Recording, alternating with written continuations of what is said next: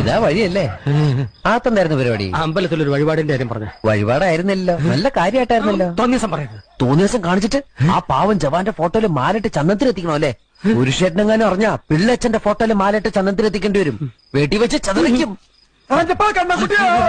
നാട്ടുകാരെ വിളിച്ചു കൂട്ടിട്ട് മോൻ എന്ത് കിട്ടും? എനിക്കൊന്നും കിട്ടില്ല, പിള്ളേച്ചന് കിട്ടും. നല്ല അസല പൊതുക്ക്, വലിയ നിലവിലുള്ള ആളല്ലേ, എല്ലാരും ഒന്ന് അറിയട്ടെ എന്ന്. നീ എന്റെ മാനം കളയരുത്. നിനക്ക് എന്ത് വേണേലും ഞാൻ തരാം. എന്ത് തരും? എന്ത് വേണം? അച്ഛന്റെ കയ്യിൽ നിന്ന് കള്ളക്കണക്ക് എഴുതി വാങ്ങിച്ച കുരുടിമുക്കിൽ 25 സെന്റ് സ്ഥലം. അയ്യോ മാധവ, അത് അയ്യാ മാധവ, അത് എഴുതി തരുമൊന്നും വേണ്ട.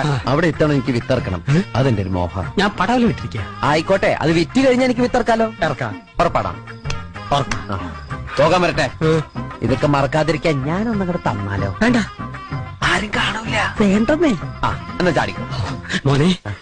ഇന്ന് നീ അവിടെ കക്കാൻ കയറരുത്. ഇന്ന് അവിടുന്ന് എന്തെങ്കിലും പോയാൽ നാളെ എന്റെ തലയിലാവും. ഓ, എന്നാ മറ്റന്നാളാവാം. അതിന്റെ പിറ്റേന്ന് എന്റെ തലയിലാവും. സ്ഥിരാണല്ലേ? ചാടിക്ക.